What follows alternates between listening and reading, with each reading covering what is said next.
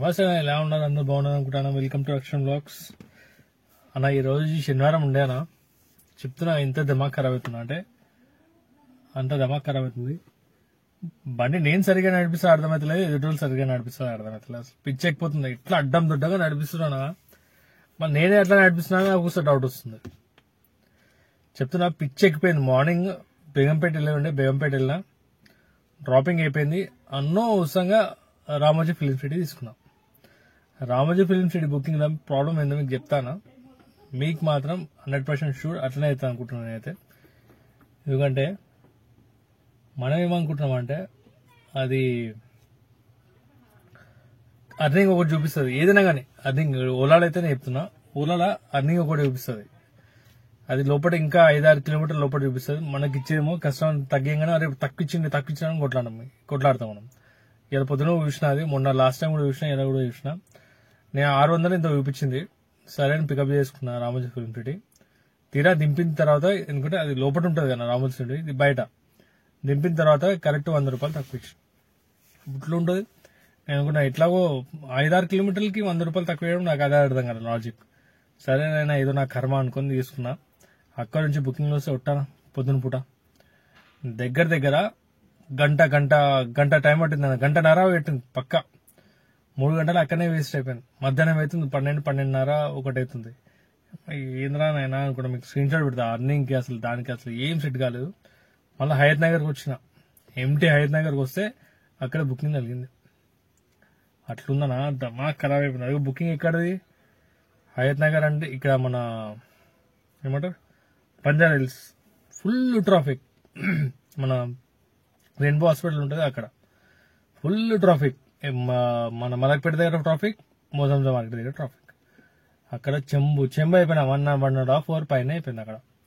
సరే అదే అట్లానే చిన్న ట్రిప్లో కొట్టినా. మళ్ళీ దాని తర్వాత చిన్న ట్రిప్లో కొట్టినా. మళ్ళీ పెద్దది ఇక్కడ దొరికింది నియర్ బై కుకట్పల్లి దగ్గర.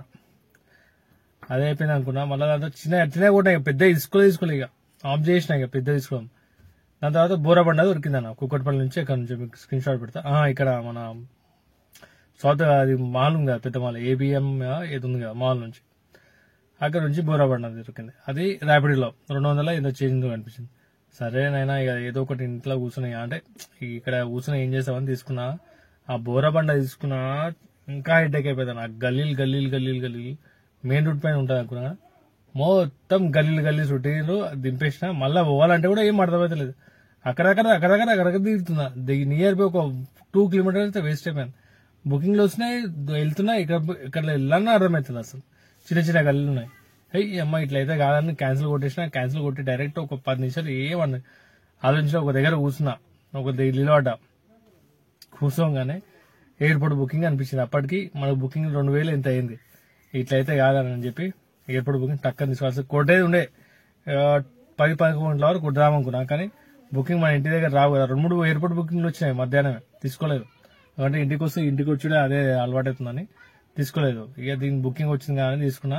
అది కూడా 570 రూపాయలు ఎంత చూపించిండు. మరి ఇప్పుడు 515 రూపాయలు ఇచ్చాను. అట్లుందా నా లెక్క. చెప్తున్నా ఇవాళ దమాగ్ ఖరాబ్ అయిపోయింది. ఎయిర్పోర్ట్ మీరు మెయిన్ చెప్పాలంటే రామోజీ ఫిలిం సిటీ పోతే మాత్రం మన బుకింగ్లు వస్తే మాత్రం, బుకింగ్ ఏం లేకపోతే సజ్జలో ఉంటే ఉండదు. నార్మల్గా 15 రూపాయలు ఇచ్చి అక్కడ పోవడం నేను అనుకుంటున్నాను. నాకైతే అది వేస్ట్. ఇంటర్సిటీ వేస్ట్ చెప్పాలంటే. ఇంటర్సిటీ మీరు వేరంటే ఊబర్లా అప్ అండ్ డౌన్ ఉంటేనే పోండి. లేకుంటే మళ్ళీ మీరు రిటర్న్ కంపల్సరీ రావాలి మళ్ళీ సిటీకి. మళ్ళీ బుకింగ్ కిస్మట్లు దొరికితే లేకుంటే లేదు. పిచ్చి అయిపోయింది ఇలా చెప్తున్నా.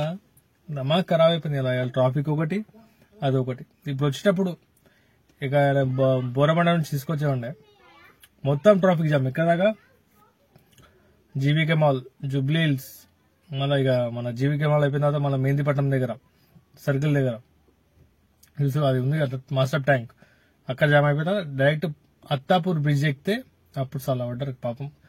ఆ కొడుకు యుఎస్ నుంచి వస్తున్నా కూడా వాళ్ళకి ఇంటర్నేషనల్ పోయేది ఉండే, మనం పోయేటప్పుడు మాట్లాడిండు వస్తున్నామని చెప్పి, అలా కొడుకు దిగిపోయిండు కూడా బయటకు కూడా వచ్చేసిండు. ఇంకా మనం ఆ ట్రాఫిక్ లో ఉన్నాం.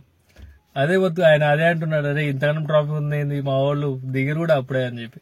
టైం పడతా 1.5 పడతా అని చెప్పారు. అప్పటిలోప్పుడు వెళ్ళిపోయాం అనుకుంటే వాళ్ళకి అట్లా అయిందంట. ఆల్రెడీ ఆ కొడుకు దిగిపోయి కూడా వెయిట్ చేస్తున్నాడు. అట్లా ఉందన్న చెప్తున్నా, దమా ఖరాబ్ ఉంది. ఇంకోటి